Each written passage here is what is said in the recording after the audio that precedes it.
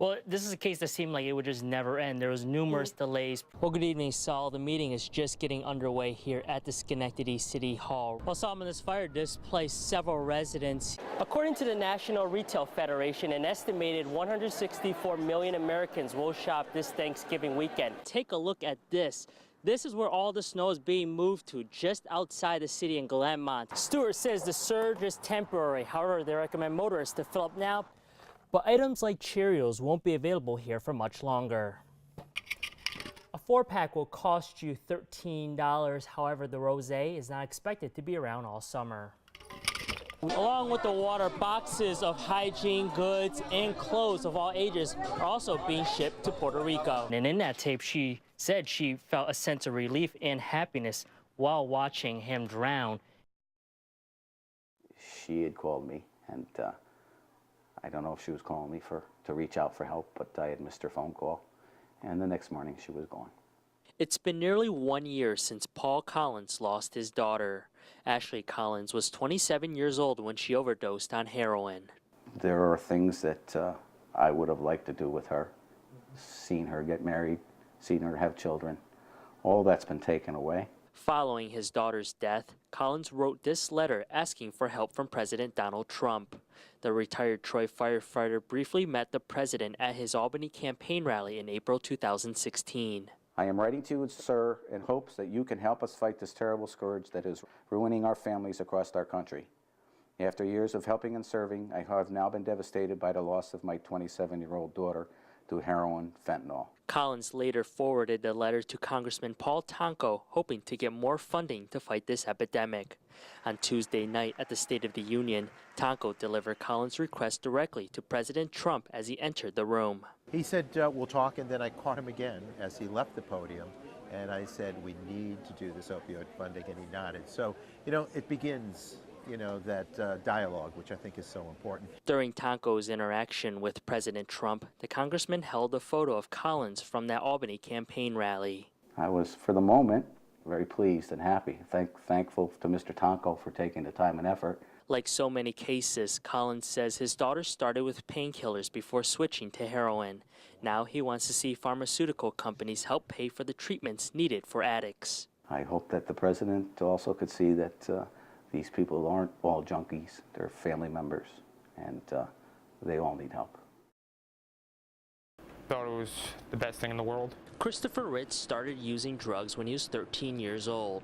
He first tried marijuana, and for Ritz, it served as an escape from his childhood issues. Ended up rebelling from my family, went against what they had best sought out for me. He says it led him down a rough road, and he almost didn't finish high school.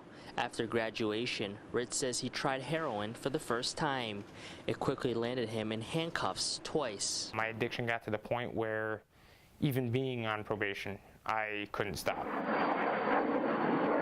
After violating his probation, Ritz was sent to the Albany County Jail.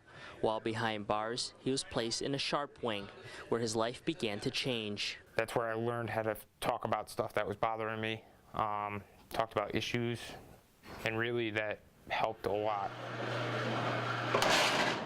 Albany County Sheriff Craig Apple created the SHARP program in 2015.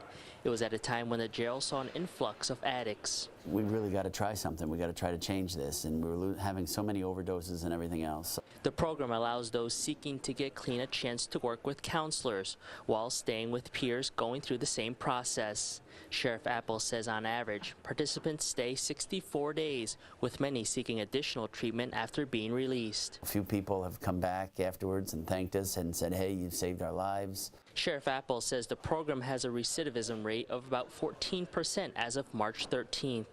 Close to 300 people have been through the program, including Ritz. It definitely gives you an aspect of your life where you can talk about something that really matters or how you're feeling.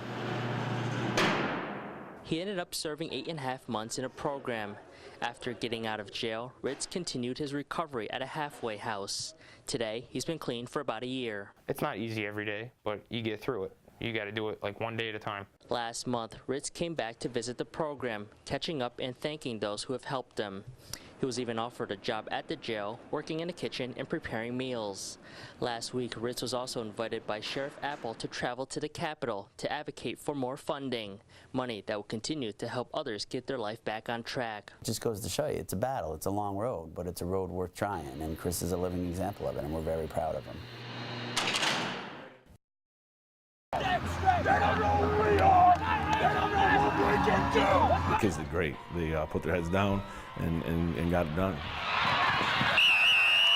At the start of the season, Holy Trinity set 3 goals for themselves. 1, win their division. 2, win Section 2. And 3, win the state championship. We knew we could get this done, and that's what we do. The first 2 goals have been accomplished.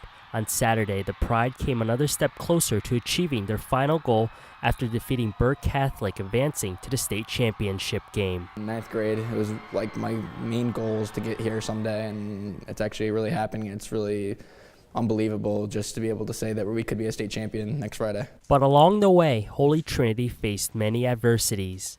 13 months ago, a fire destroyed their field house and equipment on the eve of their first playoff game ever.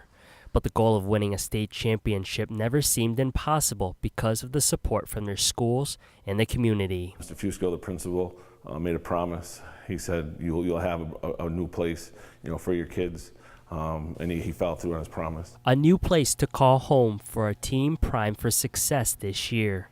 For seniors who have been on the team since Holy Trinity formed in 2014, accomplishing their final goal would be the perfect ending to their career. Everything that's happened, and it'd just be like the best memory of my life, for sure. In Schenectady, Jackson Wang, Spectrum News.